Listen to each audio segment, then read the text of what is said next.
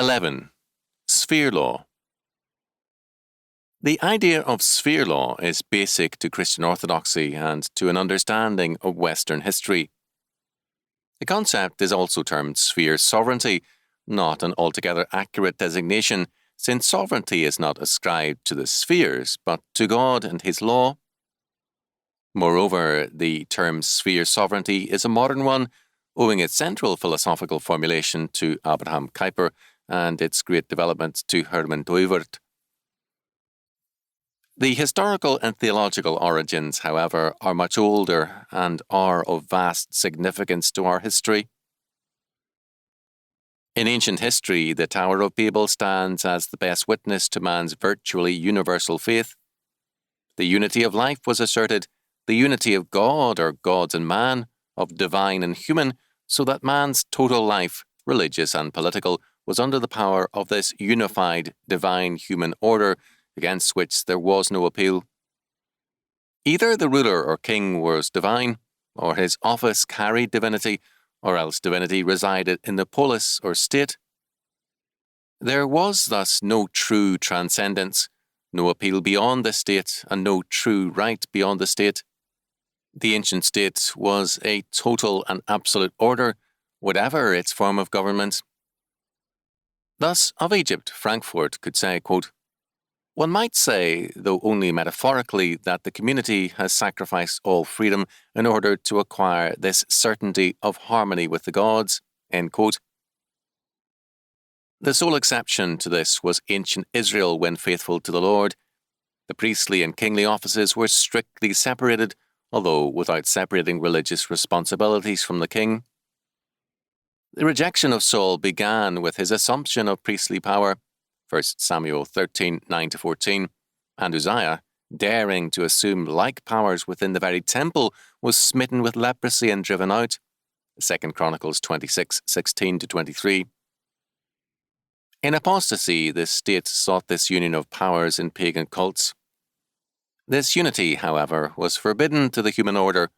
Only in the Messiah were the priestly and royal offices common to pagan monarchs to be united. The development of Judaism, however, represented the apotheosis of this unity, so that, as Christ, representing the incarnation and transcendental focus of this unity, came onto the scene, he clashed at once with a hierarchy which saw the challenge of his presence. The hope of the Jews had become a world order governed by themselves as God's chosen people, with the Messiah, were accepted by a particular party within the state, seen as subservient to this hope. Christ, by refusing to make his kingdom this worldly, that is, to establish its centre and unity in any human kingdom rather than in God, spelled death, as Caiaphas clearly saw, to the Sanhedrin's hope. John 11:49-50. For this betrayal of its faith, Jerusalem was sentenced to destruction and identified in Revelation 11:8 with both Sodom and Egypt. The coming of Christ was thus a challenge to the truly totalitarian world of antiquity. The Caesars recognized the challenge and fought it savagely and bitterly, and lost.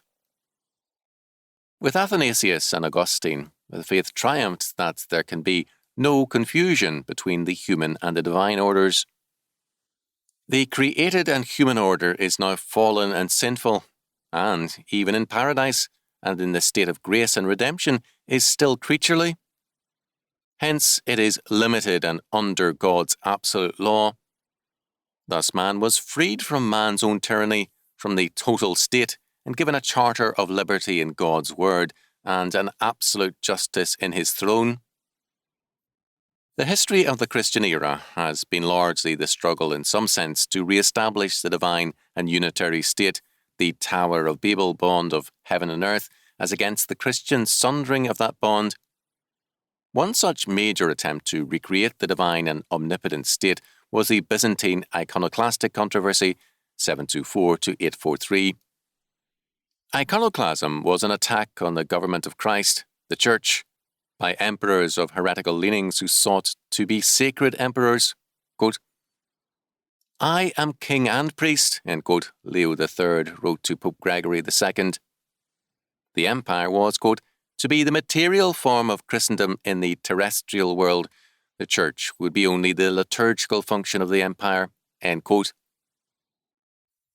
In the West, the Holy Roman Empire quickly developed the same claim to represent total order, and its one power theory led it to claim, quote, "apostolic," end quote, rights over the Church.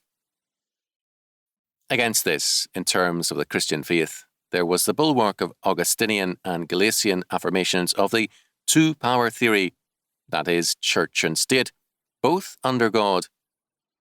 Later, however, Pope Innocent III abandoned this concept in favour of the one-power idea, the Church as the divine human bond of heaven and earth, the kingdom of God on earth, embracing all institutions and governing them. Vicarious Dei, title of the Western Emperor, has been, since Innocent III, an official title of the Pope. This assertion led in part to the crisis of the medieval order and its collapse. Since then, Roman Catholic thought has been turning again to the Galatian formula, of which John Courtney Murray's "We hold these truths" gives evidence. Meanwhile, various factors within the Church paved the way for the development of sphere law and the integrity of creaturely activity. In the 6th century, Benedict's work developed the spiritual value of manual labour. This world of matter and work therein became proper areas of the kingdom of God. With Cassiodorus, scholarship was made an area of conquest by the kingdom. In the 10th and 11th centuries, separation of the Church from feudal subordination was a major advance in the freedom of the Church. This movement had a twofold aspect. First, the Cluniac Reform, instituted in a sense by Duke William of Aquitaine, separated the religious houses from feudal control, and second, Gregory VII separated the secular clergy from feudal ties by insisting on celibacy. The result was the further development of the integrity of the Church sphere. In the 13th century, the Church, in the Dominican and Franciscan movements, moved further into the world and into the universities. Francis in particular established a third order, the first two being the friars and the poor clerks. These, the tertiaries, lived with their families, worked in the trades, and professed their religious vocation in terms of the common life. The Friends of God and the Brethren of the Common Life are two instances of this kind of vocation.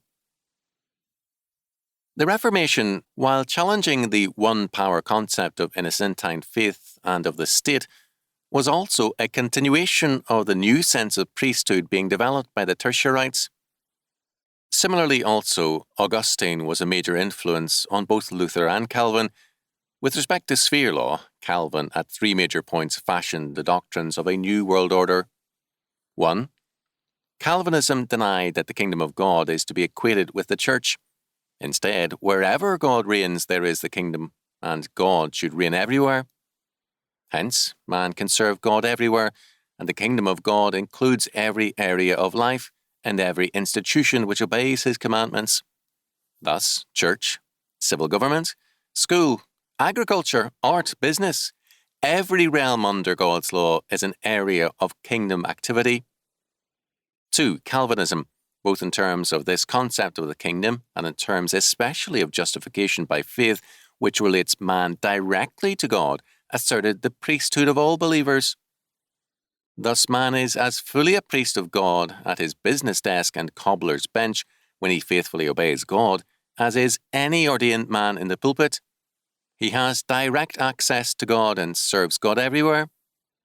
Hence, the glory of the closed church meant for Protestantism that the institution and building were there for worship, but not needed for access constantly to God, who heard men everywhere.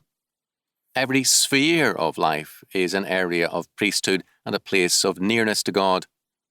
Similarly, man under God is king or vicegerent of creation, called to exercise dominion over creation by godly exploitation, exploration, knowledge and activity.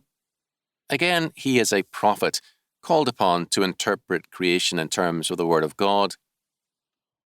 3. This led to a third factor, not immediately recognized but steadily asserting itself.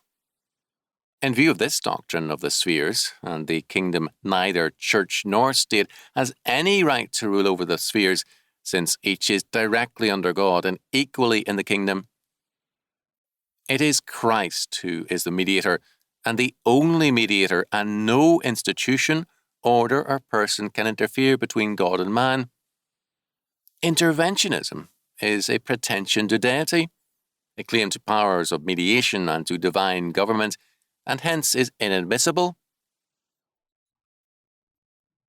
Medieval feudalism, whatever its weaknesses, still had the Christian virtue of asserting against total government the limitation of power and the responsible, contractual, or feudal nature of power. It was thus a forerunner of true federalism. To this inheritance was added the Protestant concept.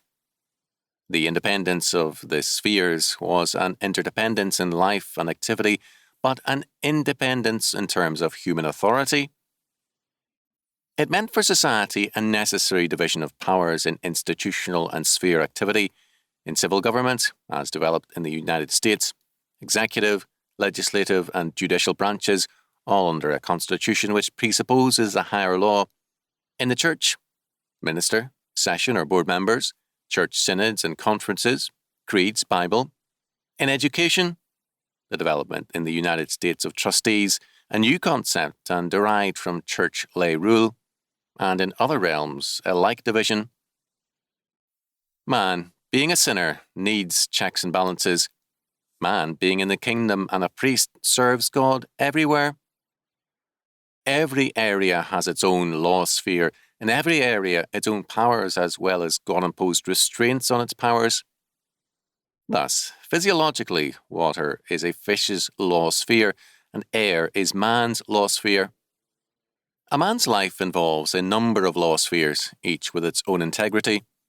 As he eats and digests, breathes, works, worships, functions as a citizen, and moves from sphere to sphere, he moves also from one law realm to another, over and over through the course of a day. His activities, physical, economic, political, religious, and educational, involve him in numerous law spheres, moreover, which are both independent in that physiology and its laws do not govern, nor are they governed by mathematics, but also interdependent in that no sphere is more than an aspect of the wholeness of created reality. Moreover, the unity of these activities and spheres is not in any one of them, in man or in the whole, but is transcendental. It is in God only. Man experiences the spheres as unity, but he sins if he seeks to unify them under his government. Thus, no institution or sphere, nor man himself, individually or collectively, can claim to be the source or the mediator of unity and authority. Totalitarianism, civil or ecclesiastical, claims institutional divinity and authority. Scientism and rationalism claim a like power for particular kinds of intellectual activity. Anarchism, political or economic, claims it for man as the new God and final authority. Against all this, biblical Christian faith asserts the sovereignty of God and the absolute authority of His law. The sources of American liberty are deeply rooted in this faith and cannot long survive apart from it. The U.S. Constitution had a severe conception of the limitation of powers, and most present federal activity is in violation of the express power doctrine of the Constitution. Instead of being rootless, American history is deeply rooted and hence hostile to the empty forms of traditionalism. Its emphasis on localism and development within context are aspects of this respect for sphere law, or, from a theological point of view, for the priesthood of all believers. It has led to the great expectations which have characterized so many European views of the United States, well summarized in one French Dominican's recent expression of it, quote, "Either America is the hope of the world, or it is nothing," end quote. But the hope of the world can never be reduced to a nation. It is transcendental also, and it rests not in majorities but in God and in Him alone. In the dark days of the Revolutionary War, Josiah Hodgkins, a shoemaker from Ipswich, Massachusetts, serving as a company officer in Washington's army, wrote on November the 25th, 1775 to his wife, quote, "There seems to be a great probability of a movement very soon, but where I cannot tell. But I hope we shall be on our guard. But our army is very thin now, but in good spirits, and I hope we shall be assisted by him who is able with a small number to put thousands to flight." End quote. Malin has observed, with respect to historical scholarship, that, quote, "Necessarily, even by denial, it cannot escape a religious commitment. Scholarship is sui generis." End quote. If this is true of historiography, how much more true of history? History cannot escape religious commitment nor rise above its cultural presuppositions.